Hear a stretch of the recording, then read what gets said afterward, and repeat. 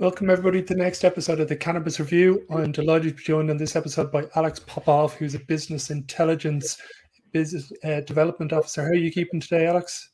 I'm doing well. How are you today? I'm fantastic, mate. Do you maybe want to give everybody an overview of quick 30 seconds of where you are in your business world? I know you cover a couple of different topics. Sure. So my name is Alex Popoff. I'm a U.S. Air Force veteran. Originally got into cannabis when I found actually just using cannabis socially with friends. I wasn't needing pain medication as much for my back. I've had several back surgeries. And so over time in early 2018, I come to learn about all of the research and all of the amazing benefits of cannabis and how we had been lied to for so long about the benefits worldwide. So I got involved with advocacy work. I did a bit of digital marketing. I got a bachelor's degree in digital marketing, kind of learned that marketing is great. It's an essential component. It just didn't come natural to me. I didn't have a passion for it, even with cannabis. And the moment that I began my business intelligence master's degree this January, I started connecting the dots with cannabis and data. I started talking to some of the leading cannabis data companies because their employees were kind enough to reach out to me and say, hey, here's what we do, when you graduate, if you're interested in this type of work. So I kind of got a little peek inside of what's going on at some of these companies. I've talked to some of the license holders that are going through an upgrade process with their data system and seen under the hood a bit, so to speak. And I just really love this stuff. So that's about me. I'm a veteran that's found cannabis has helped me personally. I've gotten involved in advocacy, and now I'm pivoting from marketing into the data analytics and business intelligence. Okay, incredible stuff. Yeah, I think the sector you're in now is going to be a cornerstone of this industry over the next decade or so. And people like yourselves are going to be the next big names that you start hearing in the industry. Can you give me an overview? Is there any big business that's using data analytic property? Like, obviously you're using it, whether it's for marketing, improving that, whether it's in product improvement and research. Which of the big companies, like is there Curaleaf, Green Thumb, any of the guys that you know that have actual data departments in their companies?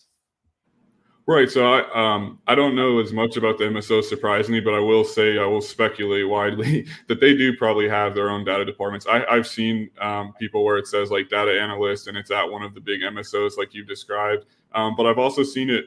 This is what gets me more excited is I've seen it at like the mid-tier level as well. Yeah, and I say mid-tier, like, maybe they're in 2 states, but they're not a Curaleaf and they're in like more than 10 or whatever they've got. So and these folks, they'll still have a full data section. They may not use like the big data tools and all of the stuff that you hear about in academia and with enterprise level, like Fortune 500s or the big MSOs. But they'll go beyond using an Excel spreadsheet by all means. And I've talked to some of these folks. It's incredible the analysis they're doing, and it's everything from what's our best selling product, because your point of sale systems, most of them that I know of, will give you basic business intelligence dashboards. They'll say, here's your busiest time of day. Here's your best-selling product. Here's the SKUs that are up and coming. They'll have all kinds of features. But the best data is your own data, and you don't really know where they're deriving this information, and it's not granular enough because you can't manipulate it your own way most of the time. So I am seeing some of these smaller operators actually using tools. They're not just relying on what their POS has out of the box. And is there a specific model of gathering the data that they're using themselves, or is it basically first-hand knowledge or social media? What would you think is the most advantageous route to gather data if you're an entrepreneur watching this? I would say a combination, right? So you always want to have this, what we refer to, and I know from academics they'll teach us, is a single source of the truth, because you don't want 3 different top selling products unless it's different categories. You want one source of the truth. However, what I would say is you'll see everything from scraping like websites and collecting the price points. So a local dispensary retailer might say, okay, the average price per gram for this strain even is $4 or $15 or something in that range, which can vary widely. So that's why they would want to know exactly what that price point is. It could also be something where they need to use like the AI and language learning models we talked about before we started, where they're going to do sentiment evaluations, where they'll scrape social media sites and then they'll analyze from everything to emojis to text to determine what sentiment the community has on their brand and on their products. And I would be surprised if, like you said, Curaleaf and these other companies aren't doing that, are Yeah, not doing that. 100%. I think in this modern day and age now, you don't really need to spend $500,000 on wages for data scientists to come in and basically analyze data. I think you can have a number of proficient people on these new AI programs and plugins to be able to at least get your start in the game. But data, I'm sure, is going to influence when federal legalization comes in the States. Like with every other industries, there's a handful of dominant brands, and they target their products and their nuanced advertising various sectors. So building that data from the ground up is probably of paramount now to people. Right. Like there's the co-founder of pardon me, I misspoke there. I mixed up my companies there. What I meant to say was that there are companies out there where they're taking feedback on certain products and certain strains and using AI and using data analytics and big data tools to determine like how is this product affecting people? Are there certain terpenes giving certain effects? I mean, and there is just dozens and dozens, if not hundreds, of different apps and companies approaching this. I'm not an expert on any of those. That's just one. Like the thing about data is when we say data, we can talk about cannabis research data. We can talk about retail data. Like you mentioned, the big business side of things. It just hits every facet. That's what I love is you're never going to get bored or tired of it because you can go in so many directions. One of the things about the data side of things, we kind of see it over in Europe here, that people cherry pick in specific data to kind of suit their own end valuation or whatever it may be. The amount of this country is going to be worth this amount of money by this year, claims that I've seen over the last number of years. It's one of those ones. Do you see that as much in America as well? I'm trying to find the words here. I don't know how it is in Europe, so I can't make a comparison. But I would say it's probably worse here, even without knowing what's over. And that's not a data-driven decision. That's just my own bias from being an American in America.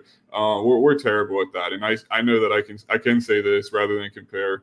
I see it with these large companies. That's why I was apprehensive to be like, oh yeah, they're doing great work in data. I'm sure they're kicking butt in data, but I want to see the smaller operators and everyone have a chance too, because like you said, they can cherry pick data and say, look, we're the safest, cleanest product, we're this, but some of that just comes from being the biggest voice and having the most money in the room.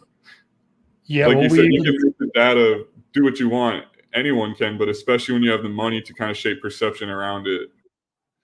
Yeah, I couldn't agree with you more. I think the only way that you can actually really trust data is if it's been gathered at the source itself, and you can amalgamate data then to make larger reports. But I think looking from afar and taking a couple of different papers and a couple of different numbers and translating them into your let's say document that's going to give data to somebody else seems to be the model that's been used so far. So is there a value, and is there a company in the US that has gone state by state and has gathered data, whether it's via medium of music events or consumption parties or whatever it may be? Is that the most, to me, that seems like the smartest route for a company to do, and then translate that data back into a software platform that, like a Tableau, that somebody can easily digest?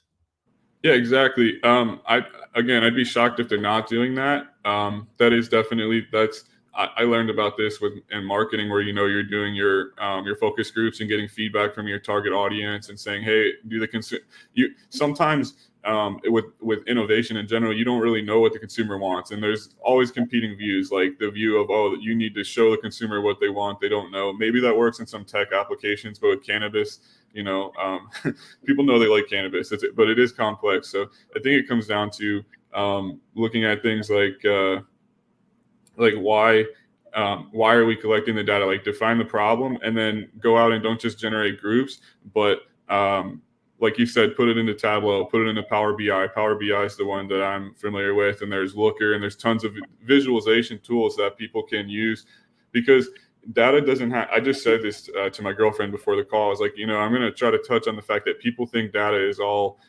numbers and it's all quantitative. But data can be qualitative when you can transform it and put it into a format that the computer programs can analyze. And that's when you drive the most value, when you talk to people and say, how is this working for you? What do you think? Instead of just mass surveys. The spray and pray approach is not my approach. Yeah, no, I'd sooner talk to 100 people in 10 different cities and get their opinion than send out 10,000 surveys that get filled out by a much smaller group of people. The data that's recovered on the ground, I think, is where there's huge value in the cannabis industry over the next decade. No, absolutely. And I keep looking to my left over here. I apologize. I've got my other screen here. I have I'm going to send you this after our call so you can maybe screenshot or just for your own viewing. It's a analytics dashboard actually that the Oklahoma Medical Marijuana Use Agency has commissioned a contractor to put together, and it's just beautiful because it shows you the density of licenses per county. It shows you the total commercial license trend over time.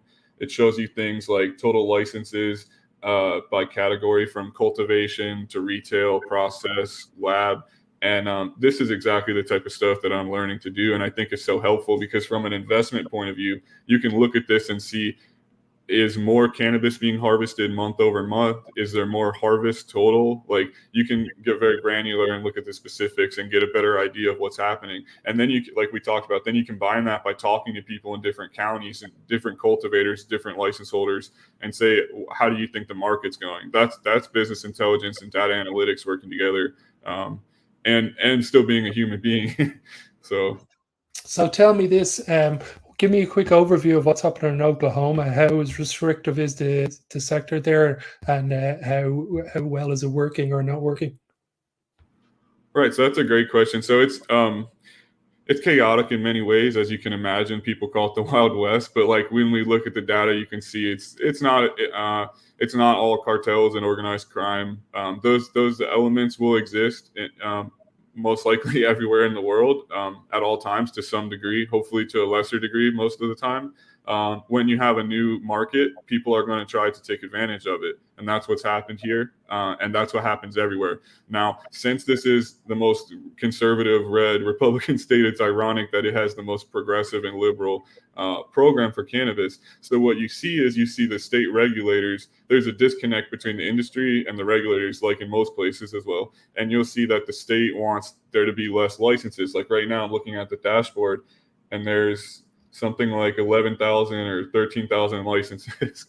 There's 8,000 cultivators alone, and there's no plant limit. So all 8,000 growers grow as many plants as they want. And our population's somewhere like 3.4 million.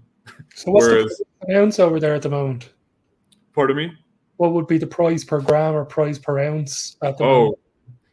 Oh, that's the thing too. So price per pound per outdoor, people are saying anything from 250 to 400. Which is extremely low. Yeah. And that's when you see 1,000, 3,000, 4,000 even in other states. But it's competitive. So that's again, when we look at the data, there's going to be outliers. There's still people that can get much more for their quality outdoor and for quality indoor. And there's probably people selling for $50 a pound too, if it's very low quality going right to extraction. There is a major glut of biomass, of cannabis biomass. And when I look at the data here, there's less and less harvest month over month. And that's not a bad thing. I love the growers. I want them to win. And there needs to be a balance. And the market, it's not a free market because you have Kansas and Texas, Louisiana, all our bordering states and Arkansas even, that have more restrictive or no cannabis legal at all. So people will produce product where it's affordable and sell it where it's expensive. That kind of sums up the market, but it's good for patients. The prices are low. So price per pound, like I said, is that. So as a patient, I can get an eighth from somewhere from $5 to $50. It depends on the quality level. I can pay $170 an ounce and get very good quality cannabis. And that's good for patients. So I rant a lot, but I want to give you the complete. No, mate, that's brilliant. Yeah, that's fantastic information. It's been amazing talking to you. We're just coming up on the 15 minutes here. Hopefully we get to do a part 2 of this conversation after you've finished all the exams and whatnot, and we can deep dive into this industry because, as I said, I think this is going to be a cornerstone of the cannabis industry, and anybody who doesn't know how to mix business intelligence with data gathering on at source will be the losers in this game. But thank you very much, Alex, for now, mate. No, thank you very much. You summed it up well, very more succinct than I could, but thank you for having me. I know I'd love to come back when I'm either employed or graduated or both, hopefully. Yeah, sounds like a plan, mate. You have a great week, and I will chat to you soon. Until next episode, everybody.